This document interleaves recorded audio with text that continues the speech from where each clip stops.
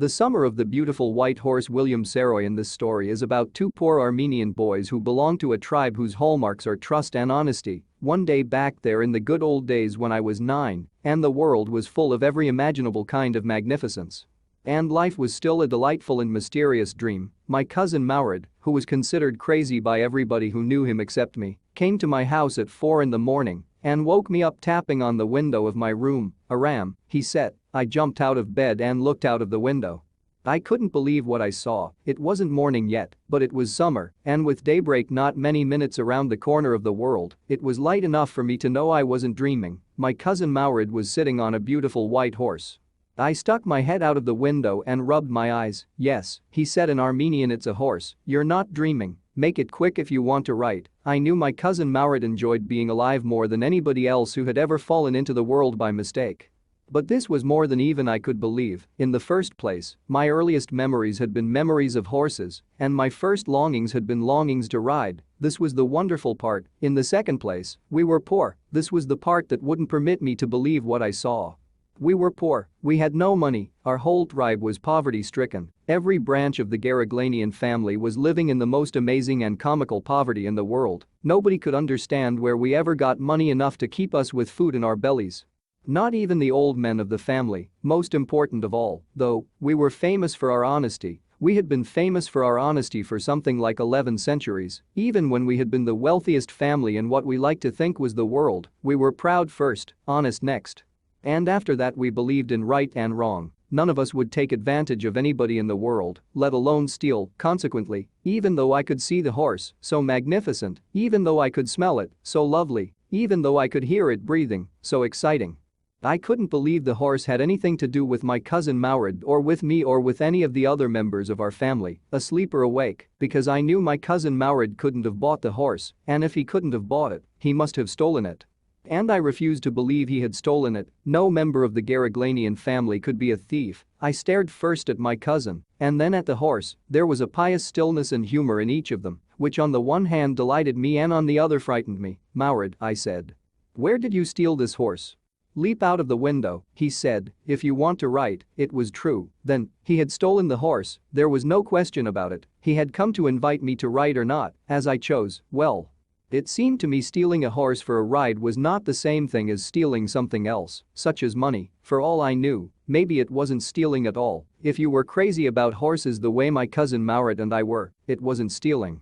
It wouldn't become stealing until we offered to sell the horse, which of course, I knew we would never do. "Let me put on some clothes," I said. "All right," he said, "but hurry." I leaped into my clothes. I jumped down to the yard from the window and leaped up onto the horse behind my cousin Maurid. That year we lived at the edge of town. On Walnut Avenue behind our house was the country. Vineyards, orchards, irrigation ditches, and country roads.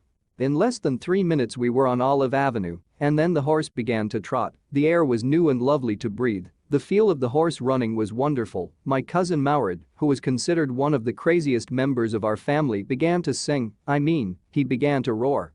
Every family has a crazy streak in it somewhere, and my cousin Maurid was considered the natural descendant of the crazy streak in our tribe. Before him was our uncle Khosrov, an enormous man with a powerful head of black hair and the largest mustache in the San Joaquin Valley. A man so furious in temper, so irritable, so impatient that he stopped anyone from talking by roaring, "It is no harm. Pay no attention to it." That was all, no matter what anybody happened to be talking about.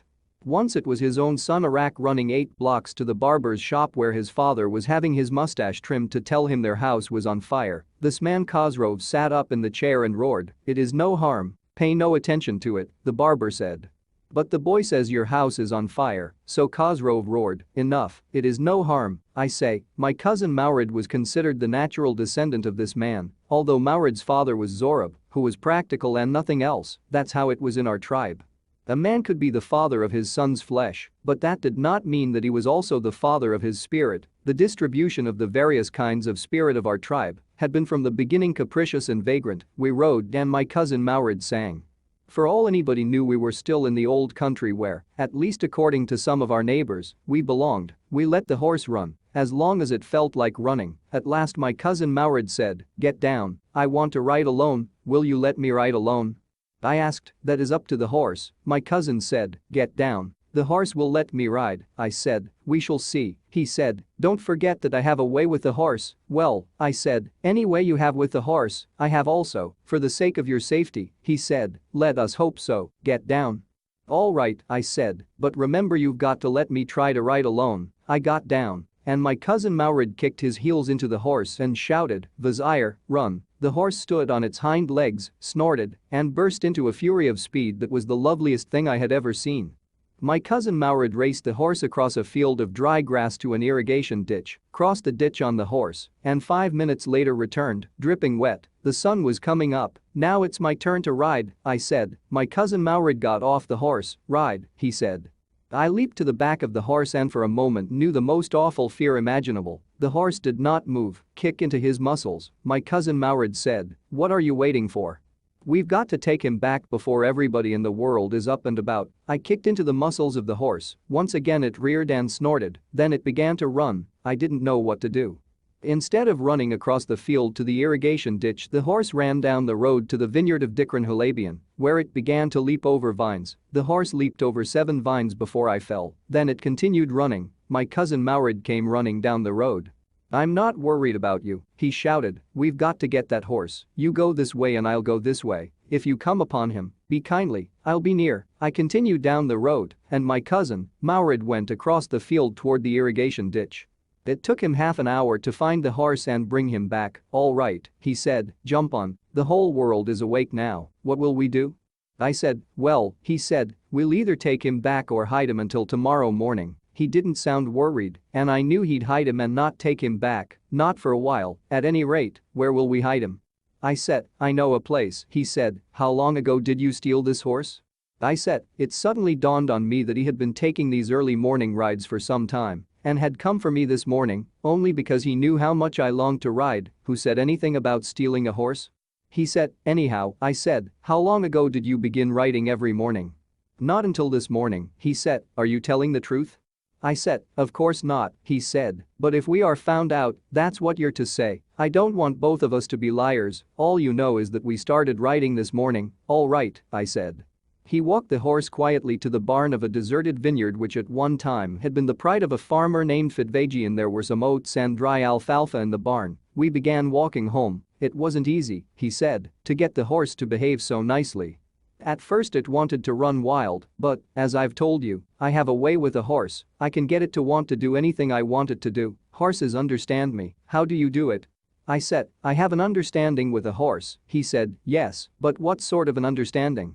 I said, "A simple and honest one." He said, "Well," I said, "I wish I knew how to reach an understanding like that with a horse." "You're still a small boy," he said. "When you get to be 13, you'll know how to do it." I went home and ate a hearty breakfast.